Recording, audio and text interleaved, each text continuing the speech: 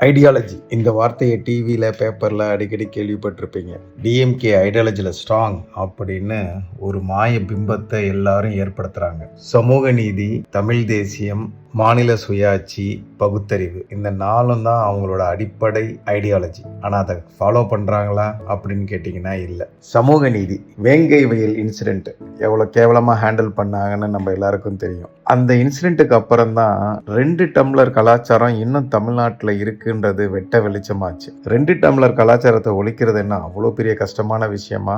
2 tumbler வச்சு எவன்லாம் business பண்ணுறானோ அவனை தலையில் தட்டி அரெஸ்ட் பண்ணிடலாம். ஆனால் அதை பண்ண மாட்டாங்க. காரணம் கேவலமான ஓட்டு அரசியல். ஆனால் பேசுறது என்னமோ கொள்கை அரசியல். கரூரில் ஒரு இன்சிடென்ட் நம்ம எல்லாருமே பார்த்துருப்போம். ஒரு தலித் அம்மா சமைச்ச சாப்பாடை என் பையன் சாப்பிட மாட்டான்னு ஒரு லேடி கலெக்டர் கிட்ட ஃபைட் பண்ணுறாங்க. அதுவும் ஆன் த ஸ்க்ரீனில் நியூஸ் சேனல்லாம் வருது. ஆனால் அவங்கள பிடிச்சி உள்ளார போடாமல் சமைச்ச அந்த அம்மாவை வேலையை விட்டு தூக்குறாங்க. இதுதான் இவங்களோட சமூக நீதி. இந்த சமூக நீதிக்காக வக்காலத்து வாங்குறாரு நம்ம திருமாவளவன். அடுத்தது பகுத்தறிவு. பகுத்தறிவுனா திமுக காரங்களுக்கு கிலோ என்ன விலைன்னு தான் கேட்பாங்க. பேசுறதெல்லாம் பகுத்தறிவு, ஆனால் செய்யறதெல்லாம் அதுக்கு ஆப்போசிட். தீபாவளிக்கு ஏன் வாழ்த்து சொல்லன்னு கேட்டா, ராமர் பிறந்த இடம் தெரியுமா, ராமர் பிறந்த தேதி என்ன, நான் எப்படி வாழ்த்து சொல்ல முடியும்னு அறிவாளியா கேட்டாங்க. அப்படியே மெய்சில் எடுத்து போனோம். ஆனா கொஞ்ச நாள் கழிச்சு முருகனுக்கு விழா எடுக்கிறாங்க. அப்படின்னா என்ன, கீழடியில முருகனோட ஐடி கார்டு கிடைச்சிருச்சா,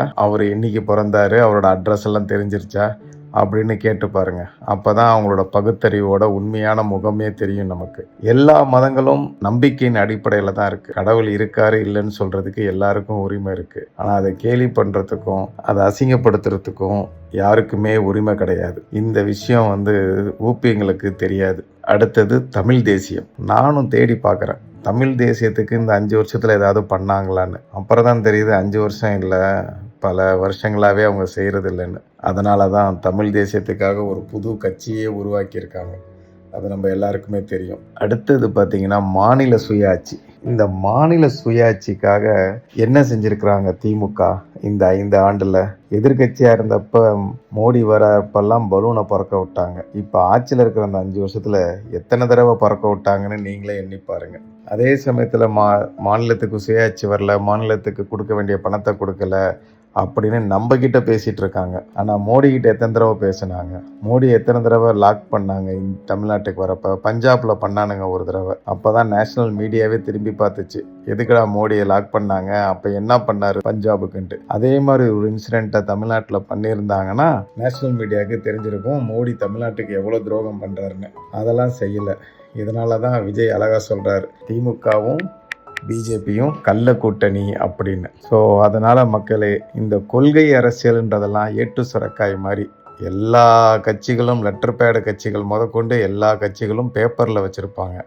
ஆனால் உண்மையாக நடத்துறது பார்த்திங்கன்னா அந்த கொள்கை அரசியல் கிடையாது. ப்ராக்டிக்கலாக இஷ்யூ பேஸ்டு பாலிடிக்ஸ் தான் ஒர்க் அவுட் ஆகும்.